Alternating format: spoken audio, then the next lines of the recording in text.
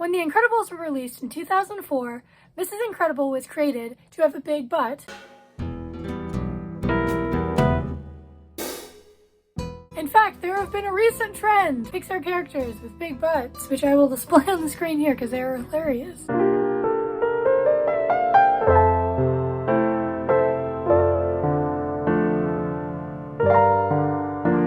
I would like to point out that the original creator of The Incredibles created her to look like that, not because she was supposed to have an amazing, seductive body, but because she was supposed to have just had children. In 2004, when The Incredibles was first released, it was seen as unattractive to have a big butt.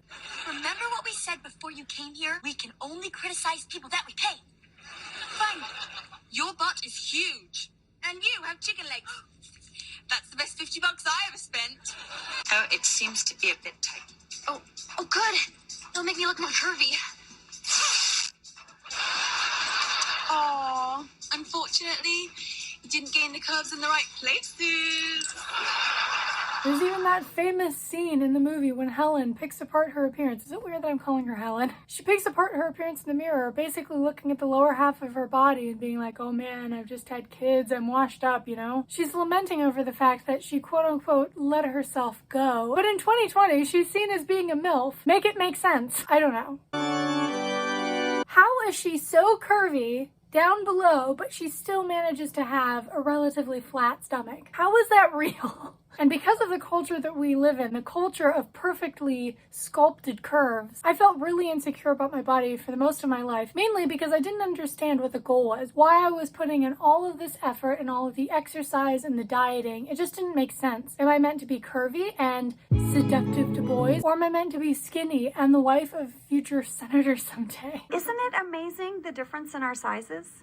Well, I am a few months ahead of you. I'm having a child with my husband, the senator, and Pam is having a child with Jim, the great salesman. And the more that I focus on personal health this year, the more and more my body is getting back to its natural shape, which is very moderate, not really curvy, not really straight, just somewhere in the middle. And no surprise here to anyone, I had a weird relationship with my body in college, just like everyone did. Whereas the cultural stand for beauty seems to be toned, voluptuous curves. I went to a small Christian college, don't ask, where it was more popular to be wayfish and very thin and almost childlike and prepubescent. I'm telling you, some of these girls, like, we're not body shaming here. We're just pointing out the weird obsession with girls looking like children until the day that they die. Women, why am I saying girls? And my theory is that since it was a Christian college, bodies that were perceived as innocent or sweet were upheld. And the curvier you were,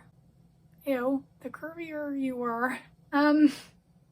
less you seem to attract people, basically. A lot of my friends were thin and delicate and had boyfriends, and then there was me. And the very few guys who were interested in me either wanted to have sex, which I really wasn't interested in, or yeah, they just wanted to have sex. I hated that I felt fetishized for being somewhat curvy to some people, yet not womanly enough because I'm not shaped like a sexy cartoon character. Why is there so much nuance to female insecurity? Why do body types go in and out of fashion? And I think this also points out something key about our culture, is that our culture despises contentment and moderation. And this is exemplified through cancel culture. People are either evil or they're angels. I've actually been reading Gone Girl recently, and in the novel, Nick talks about everything seemingly being scripted, which is, a theme in the movie, Amy's flair for drama. But Nick goes on to say that our generation is the generation that, having seen anything for the first time, we see everything from the comfort of our homes on tiny little devices.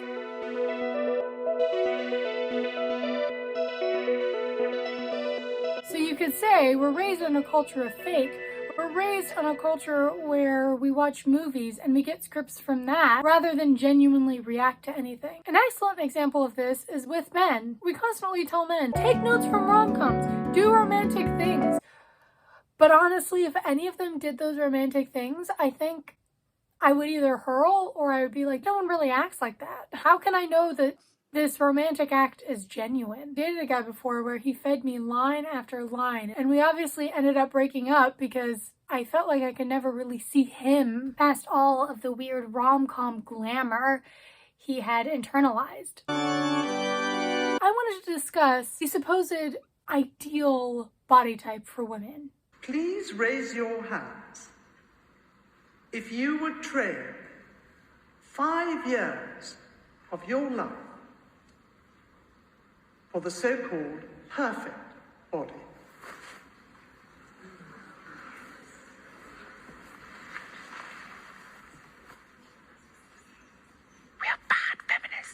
I don't think the ideal body type exists, and here's why. So I sat down to have a conversation with one of my friends last year, and to give you a bit of context, this friend was curvy. And since we went to the same small Christian conservative college, don't ask, she found that a lot of the guys there weren't really interested in her, which is crazy because she's amazing, but you know, whatever. And then she would go to some place like New York, and she would have people just walking up to her and hitting on her. And maybe the people in New York are more forward, but she hypothesized that people down there just like curvier girls. Do I have to move to a certain community based on what my body type is so it can be fully appreciated? And it totally makes sense why women's bodies primarily are being monetized. It's because sex sells. We've essentially transformed into the very thing that constricts and oppresses us, or doesn't empower us. I don't know. In reality, our bodies represent our personal history. It represents what we have inherited from our culture and our family. Even though it's tough for me to accept my nose the way that it is in all of its glory, it's really not that bad. I feel like people watching this are going to be like, it's fine. But really, I should be working to accept it because this is my biological mother's nose. This is the nose that I inherited from someone who had part in creating me. And realistically, we are slowly wearing and tearing as time goes on. Our bodies are slowly wearing out until we die. I mean, it's true. Just don't think about it. There is nothing more exciting than a room full of people. Yeah, except most people are... What? shit. Look at me. Listen. People are all we've got. I couldn't help but wonder. I couldn't help but wonder. I couldn't help but wonder. I couldn't help but wonder. I couldn't help but wonder. I couldn't help but wonder, are people really all we've got? If this is true, we might as well be screwed because we are still in a culture of I, as far as I'm concerned. And I just want to know where does it end? Like, can we not just have a moment to ourselves?